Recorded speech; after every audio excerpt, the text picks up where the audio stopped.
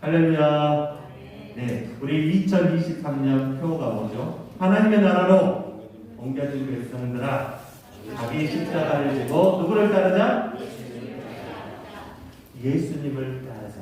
이 예수님을 따르는 것이 죽음이 아니라 생명인 줄 믿으시길 바랍니다.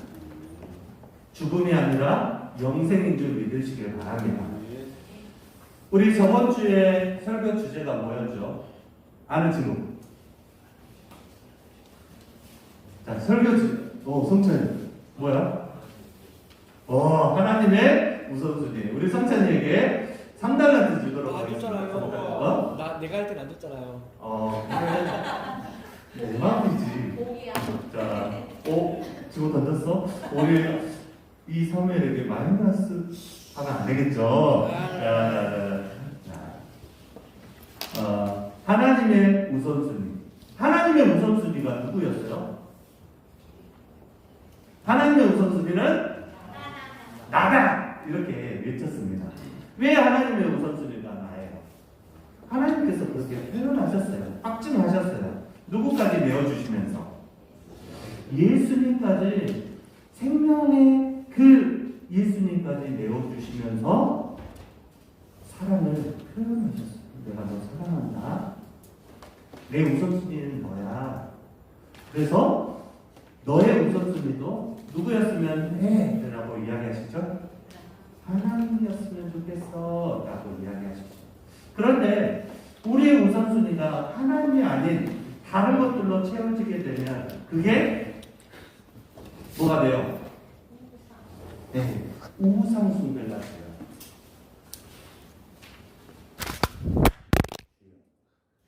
빨리빨리. 서프라이즈. 자, 안목의 정욕.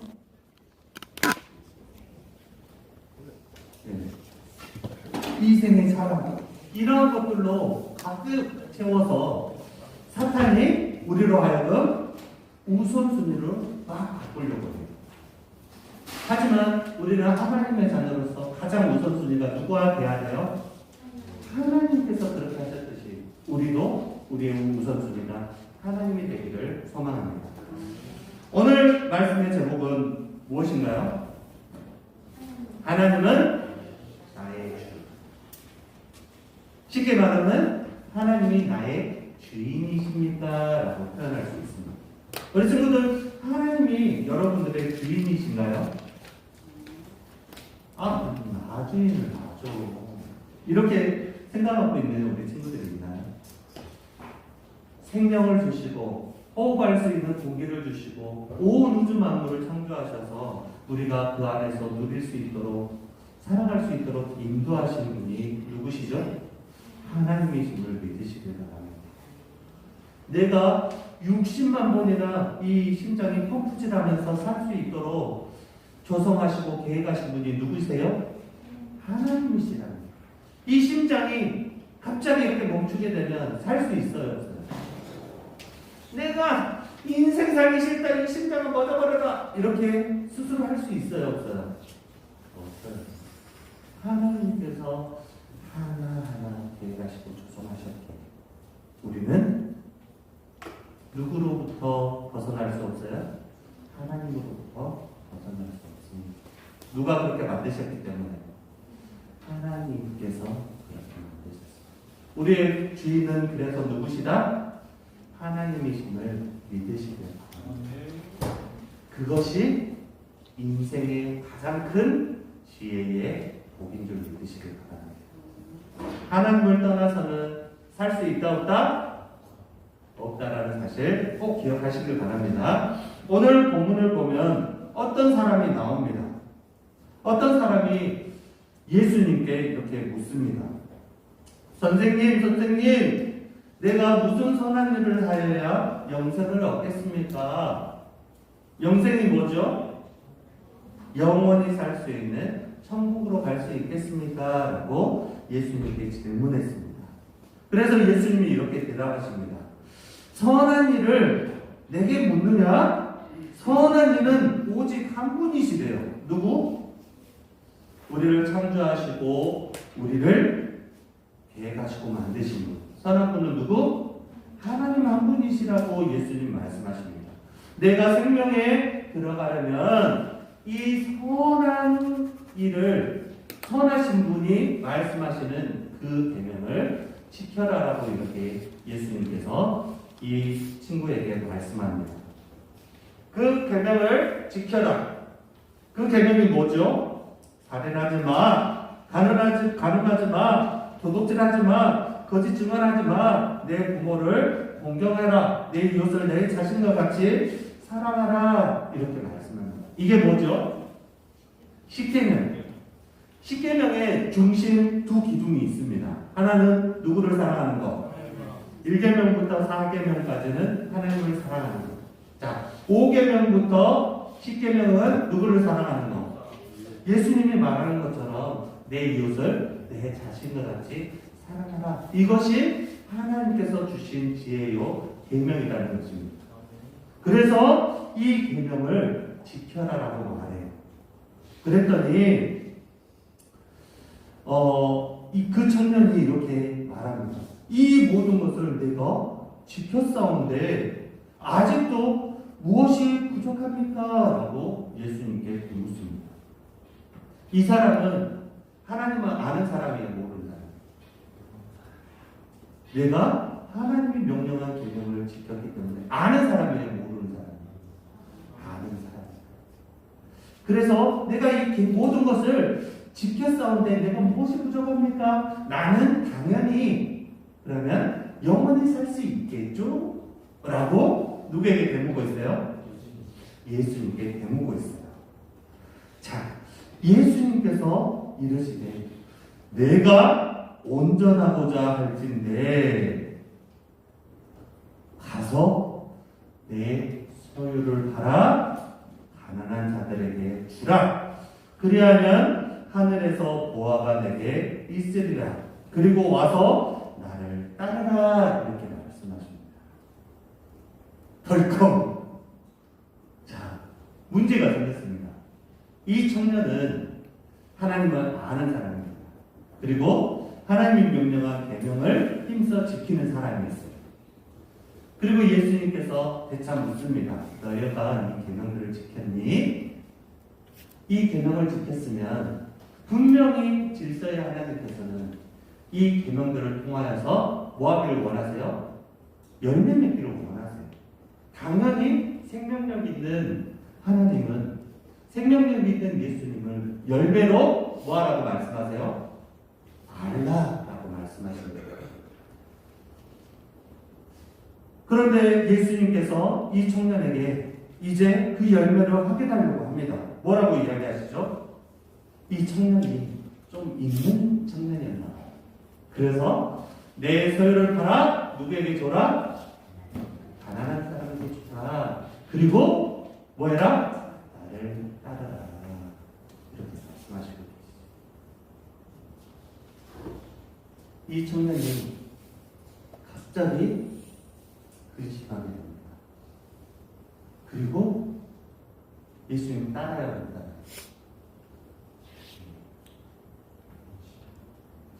근심하여 돌아왔다.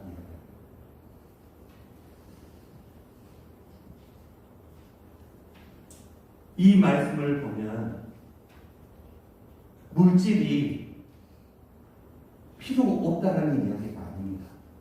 물질을 통하여서 하나님께 영광 돌릴 수 있는 분명한 통로가 될 수 있고요. 이 물질을 통하여서 쓰임받을 수도 있습니다. 그럼에도 불구하고 이 청년이 근심하는 이유가 무엇이죠? 가난한 자들에게 주고 나를 따르라. 이것은 이웃을 내 자신같이 모아라는 이야기죠. 사랑하라는 이야기입니다. 계명을 지켰니? 그러면 말씀대로 살아라. 그러면 열매를 맺을 것이다. 이 말씀인 거예요. 그런데 이 친구는 말씀대로 지켰다 하지만 그 말씀대로 살아내고 있어요. 못 살아내고 있어요. 살지 못하고 있어요. 그러면 하나님보다 더 사랑하는 것이 이 청년에게는 뭐라는 증거죠? 예수님은 정확히 이 친구의 주인이 누구인지 감탄하고 있습니다. 여기에서 우리 예수님께서 우리 친구들에게 말씀하시는 것은 내가 너를 창조하였고 내가 너를 이 땅에 보내주셔서 목적대로 쓰실 건데 이 모든 것들을 이끄시는 이는 나야. 그래서 너가 하나님을 사랑하고 내 이웃을 내 자신과 같이 사랑하여서 뭐 하기를 원하세요? 하나님이 나의 주인이십니다 라고 고백하기를 원하시는 줄 믿으시길 바랍니다. 그런데 그 하나님의 사랑을 표현하는 가장 우선순위가 하나님이어야 되는데 그 하나님이 아닌 다른 것들로 이렇게 채워지게 되면 그것이 뭐라는 이야기죠? 우상 숭배가 물질이 될 수도 있고요, 가족이 될 수도 있고요, 내 자신이 될 수도 있고요, 많은 상황들이 될 수도 있을 겁니다. 우리 친구들의, 우리 선생님들의 진짜 주인은 무엇인지 점검해 보시길 바랍니다. 그럴 때 진정으로 하나님의 사랑을 표현하고 고백하게 될 줄 믿습니다. 그리고 그 삶 가운데 그 열매들이 말씀대로 나타날 수밖에 없을 겁니다. 누가 그렇게 하셨기 때문에 하나님이 그렇게 하시고 예수님께서 그렇게 하시고 열매로 알지니라 말씀입니다. 광주에 어떤 교회가 있습니다. 그 교회는 다음 세대를 정말로 세우려고 발버둥칩니다. 그래서 초등학교를 만들었습니다. 학교를 세운다라는 게 국가의 지원 없이 세운다라는 게 쉬운 일이에요, 어려운 일이에요? 네, 굉장히 어려운 일입니다. 밑 빠진 독에 물 붓는 일입니다. 굉장히 물질도 많이 사용되어지고 힘듭니다. 그럼에도 불구하고 교회에서 그 역할들을 감당했습니다. 당회와 중직자들은 그만했으면 좋겠다라고 아우성치며 외칩니다. 하지만 거기에서 훈련받은 친구들이 크리스찬으로 이렇게 발버둥치며 살아가려고 이렇게 교육이 되었습니다. 기독교 학교로서 그 지역에서도 굉장히 좋은 영향력이 있는 학교로 성장하고 있습니다. 그런데 뭐가 많이 들어가요? 네, 교회의 거의 7, 80% 재정이 그쪽으로 들어간다고 합니다. 그런데 담임 목사님이 두둥 초등학교에서 교육이 끝나면 안 됩니다. 중학교를 넘어 고등학교까지 세웁시다 라고 이렇게 외쳤습니다. 그랬더니 어떤 일이 일어났을까요? 미치셨어요! 이거는 교회는 망가뜨릴 일입니다. 안 됩니다! 하고 난리가 일어났어요. 반란이 일어났어요. 그런데 그 담임 목사님이 생각하는 것은 지금 시대의 교육이 굉장히 무너져 가고 있고 크리스찬으로 바로 세우는 기독교 교육이 필요하다고 생각이 되어져서 이 일들을 추진했고 초등학교에서 끝나는 것이 아니라 고등과정까지 세워가는 것이 그렇게 마음 가운데 하나님의 뜻이라고 생각하고 추진하려는 것. 그리고 교회에서 모든 성도들에게 선포를 해버렸어요. 그럼 어떻게 해야 될까요? 어떻게 해야 돼요? 교회가 난리가 났겠죠. 그런데 그 마음 가운데 한 분으로 움직이셨습니다. 그래서 기도하는 마음 가운데 예물을 7억을 드렸다고 합니다.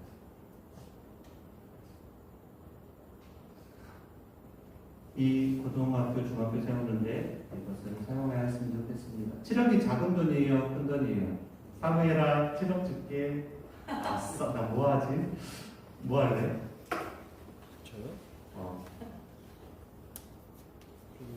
일단 독가스 사 먹어야지. 네. 그럼 나무도 뭐 할래? 집 사야죠. 진짜. 이거 지금 나가고 싶냐? 아니요. 그럼. 엄마의 노후를 위해. 노? 역시. 엄마의 노까지 생각하는 효자입니다. 자, 실학가지고 학교를 지을 수 있을까요? 택도 없습니다. 땅도 못 사요. 목사님 그게 불씨가 되어서 학교가 일어날 걸로 생각했는데 반대는 더 심해졌습니다. 그래서 여기서 멈추는가 했습니다. 왜요? 이러다가는 교회가 망가지고 두둑방 맞았다. 그런데 익명의 헌금이 들어왔습니다. 100억이 들어왔다. 그리고 지금은 그 학교가 세워져서 교육이 잘 진행되고 있습니다. 100억이 작은 돈이에요, 큰 돈이에요. 분명히 그분에게는 하나님이 주인이시고 하나님의 뜻이 이루어지기를 소망하는 마음에서 헌금을 했을 거라 생각합니다. 하나님의 뜻이 이루어지기. 누가 주인이신 거예요? 우리 목포교회 안에 이러한 사람들이 일어나길 소망합니다. 하나님의 물질의 복을 받는 자들이 일어나길 바랍니다. 나의 뜻이 아니라 하나님의 뜻을 이루는 통로로 쓰임받기를 원합니다. 하나님이 주인이십니다 할 때 그 마음의 중심을 보시는 하나님은 그 사람들을 통하여서 일하실 줄 믿습니다. 물질을 통하여, 우리의 건강을 통하여, 우리의 재능을 통하여, 우리의 지혜를 통하여 하나님은 선하신 방법으로 내가 하나님이 주인이십니다 고백하는 이 사람들을 사용하실 줄 믿습니다. 그러한 믿음의 사람들이 우리 목포교회 선생님들, 우리 친구들이 다 되기를 예수님의 이름으로 축원합니다.